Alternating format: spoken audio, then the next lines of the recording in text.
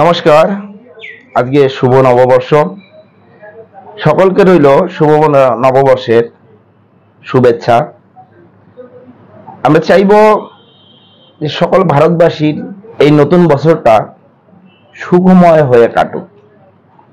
আপনারা দেখেছেন যে ভাঙড়ে পুলিশের বেশ ভালো একটা অ্যাকশন, যে মুসলমান ভাইয়েরা যে ওয়াকফ বিলের বিরুদ্ধে বেরিয়েছিল, তাদের ভিতরে বেশ ভালো একটা অ্যাকশন, পুলিশ সক্রিয় ভূমিকা নিয়েছে।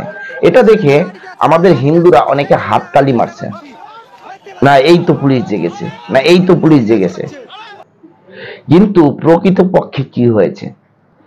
ভাঙড়ে জানেন তো নওশাদ সিদ্দিকী আছে, সে যেহেতু তার ওখান থেকে একটা র্যালি বের হয়েছে, সেই র্যালিটাকে যাতে সাকসেস না করা যায়, সেই জন্য এই মমতার পুলিশ তার নিজস্ব সক্রিয় ভূমিকা দেখিয়েছে। আপনারা জানেন বিজেপি, সিপিএম বা অন্যান্য যে কোনো দল, তারা যদি একটা র্যালি করতে যায়, তাদের পারমিশন নিতে হয় পুলিশ থেকে। পুলিশ থেকে পারমিশন না পাওয়ার পরে তাদেরকে কোর্টে যেতে হয়। কিন্তু একটা অদ্ভুত জিনিস আছে, সেটা হচ্ছে মুসলমান ভাইদের কোনো পারমিশনের দরকার পড়ে না। এছাড়াও এই যে ভাঙড়ে যে সক্রিয় ভূমিকাটা দেখিয়েছে, এটা শুধুমাত্র নওশাদ সিদ্দিকীর ওখানকার লোকজন যে বেরিয়েছিল সে কারণেই। যদি ওখান থেকে কোনো তৃণমূলের দলের লোক বের করতো, তাহলে এই সক্রিয় ভূমিকাটা দেখাতে যেত না। সাধারণ মানুষ কিন্তু এগিয়ে আসছে, পুলিশ কিন্তু লাঠিচার্জ করছে, সেই জমি লাগানোর চেষ্টা করছি। দেখতে পাচ্ছেন পুলিশ কিন্তু লাঠিচার্জ করছে, লাঠিচার্জ শুরু হয়ে গেছে। দেখতে পাচ্ছেন পুলিশের লাঠিচার্জ শুরু হয়ে গেছে, সেই জমি দেওয়ার চেষ্টা করছি। দেখতে পাচ্ছেন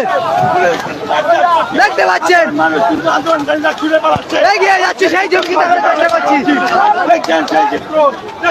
দেখতে পাচ্ছেন বাসন্তী হাইওয়ে কিন্তু পুরো জাম করে দিয়েছিল, কিন্তু পুলিশ লাস্ট পর্যন্ত না পেরে কিন্তু লাঠিচার্জ শুরু করে দিয়েছে। সেই ছবি দেখানোর চেষ্টা করছি। দেখতে পাচ্ছেন পুলিশ কিন্তু টেনে নিয়ে যাচ্ছে, সেই ছবি দেখানোর চেষ্টা করছি।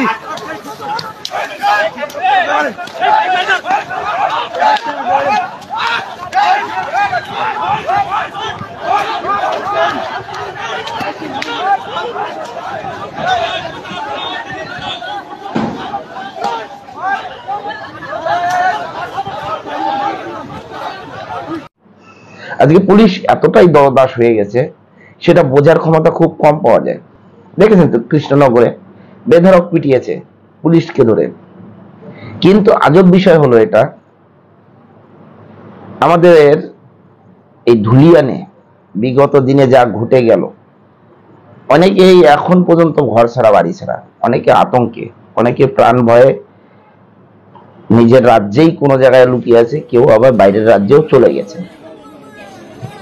কিন্তু প্রশাসনের কর্তারা বলছে ওখানে কিচ্ছু হয়নি, সব স্বাভাবিক ছন্দে ফিরে এসে। আপনারা গিয়ে দেখে এসেছেন, আপনারা সামলাতে পারেননি। আপনাদের ব্যর্থতার কারণে আজকে এই হিন্দু রাষ্ট্রের ভিতরে তারা ঘর ছাড়া হয়ে যায়, শুধু আপনাদের এই চটি চাটার কারণে।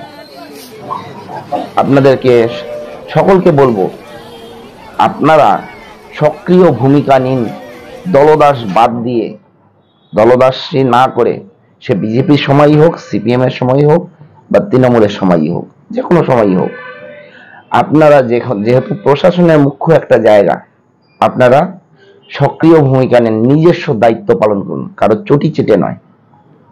কি বলেন আপনারা? আপনাদের যদি কিছু বলার থাকে, আপনারা অবশ্যই কমেন্টের মাধ্যমে জানাবেন। জয় হিন্দ, বন্দে মাতরম, ভারত মাতা কি জয়।